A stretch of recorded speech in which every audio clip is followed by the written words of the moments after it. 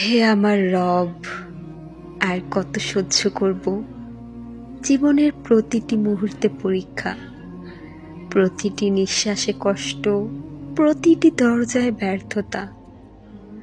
মানুষ বলে সহ্য করো, কিন্তু রহমান, আমার অন্তর চিৎকার করে বলে আমি আর পারছি না।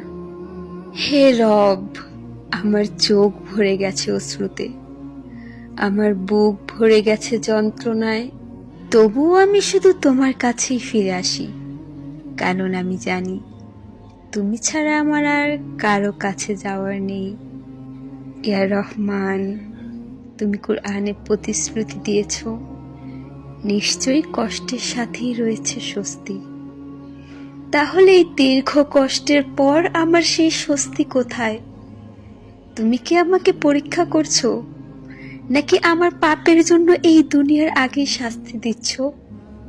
ইয়া রব, আমি তো দুর্বল। রাসূল করিম সাল্লাল্লাহু আলাইহি ওয়াসাল্লাম বলেছেন, যে ব্যক্তি ধৈর্য ধারণ করবে, আল্লাহ তাআলা তাকে ধৈর্যশীল বানিয়ে দিবেন, এবং ধৈর্যের চেয়ে উত্তম ও বৃহত্তর দান আর কিছুই দেওয়া হয়নি। ইয়া রব, আমি ধৈর্য চাই, কিন্তু ধৈর্যের সাথে তোমার রহমতও চাই। আমার অন্তর ভেঙে গেছে, তুমি দয়া না করলে আমি টিকতে পারবো না।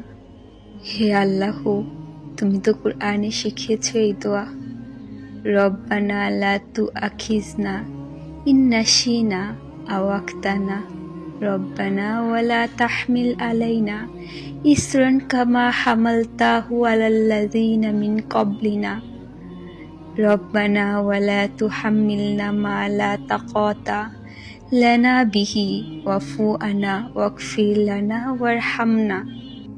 হে আমাদের রব, আমরা ভুলে গেলে বা ভুল করলে আমাদের পাকড়াও করো না।